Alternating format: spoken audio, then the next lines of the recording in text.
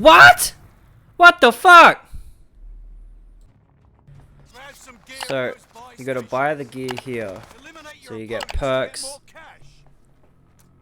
here. You can get support from this one. And you start with 400 or 500 bucks cash to buy all this stuff. So everybody just gets to keep running around in circles.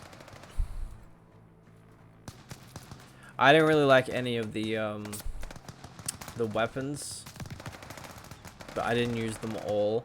But this gun serviced me well. I just kept upgrading it throughout the game, and I think the first thing you get is a reticle sight, and then I just kept upgrading. I also upgraded my secondary. New match, new team, new opportunities. The movement is okay. It's probably a little bit clunkier than the Modern Warfare movement, but it's much better than the Cold War movement. And the gun feels really, really good. And the time to kill also is it's probably in its best spot right now. I definitely enjoyed the time to kill because it gives you a chance to not only have a proper gunfight, but you can also get out of there, you know, if you got hit too much, rather than just getting absolutely shit on to begin with, you know, like when it's a really, really quick TTK. And and those extra life tokens, they're like my go-to. Every time I see one in the center, I just keep going and getting it. So it's a good little add-on, you know. It's an incentive to get people to come out rather than camp in the back or, you know, hide a little bit. And the other issue that I have is the clock when it counts down. I think it's like maybe the last 10 seconds. It does sound like right here. Like you hear that sound. That was a terrible throwing knife. It kind of reminds me of the sound of when you hit a trip mine, and that did actually get me a couple of times throughout this where I kept thinking I was running over a trip mine, and I couldn't understand why it wasn't going off. So I only just pieced that together before that it was actually the clock. So that's just something to be aware of too. So hopefully they just change the clock sound a little bit. So yeah, like the clock sound, the headshot sound, and the when you hit a trip mine sound all sound very, very similar, and you know, it's a little bit hard to tell which one is which. This was probably one of the most annoying games because my teammate would just not stop breathing into the microphone. I think you guys will be able to hear it. Let me know in the comment section if you guys can hear him. But I was absolutely losing my mind with his heavy ass breathing. He literally sounded like me when I'm walking up a hill, and I'm pretty fit. I couldn't figure out how to mute him. You know, it was probably right in front of my face, but yeah, I was trying to get the gameplay and not die. So, you know, spending too much time trying to figure it out potentially would have got me killed. I'll probably die anyway. So I'm on PS4 Pro for this because that's obviously what it's only available on for now.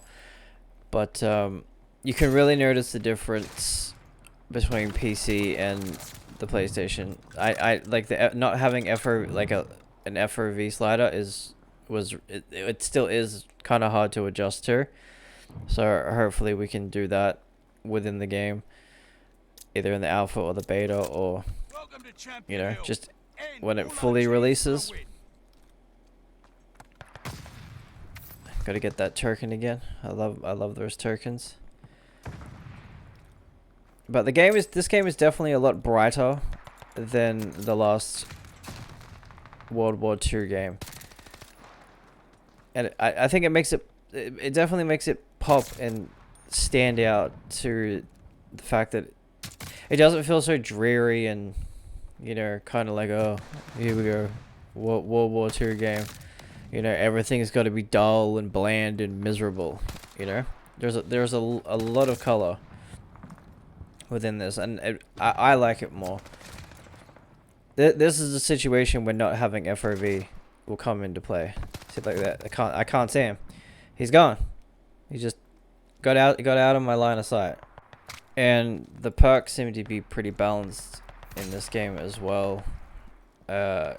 Ghost, I'm pretty sure, only works while you're moving, so you can't just sit in a corner and do nothing and then just be protected by Ghost. So it only works if you're moving. But I suppose if you wanted to, you could just crouch walk or duck walk, you know, in a building, and I guess that will classify as still moving. But don't do that. Don't do that. That's lame. And being able to have like a destructible universe, you know, I think is good, because you can come up with some, you know, surprise line of sights. You know, I didn't really mess with it too much because I just wanted to get a feel of the game mechanics and the guns and the movement, but definitely being able to like punch my way through a wall, I think will definitely bring some randomness to the game, and you'll be able to surprise people when they're not expecting it. A couple of the bad things I will mention with this game, you guys probably would have seen at the very beginning of the video, right off the rip off spawn, I just got absolutely destroyed before the clock had even stopped counting down.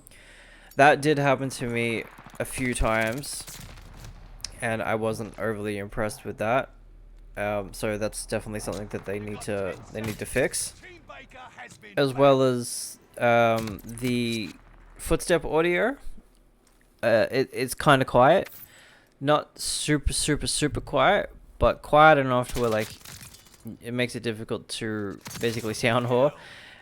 And then if you've got it turned all the way up to hear the sound, like the footsteps better, when you shoot your gun or anything like that, it sounds like a bomb going off in your ears, and then it becomes kind of overwhelming, and then it just gives you a headache.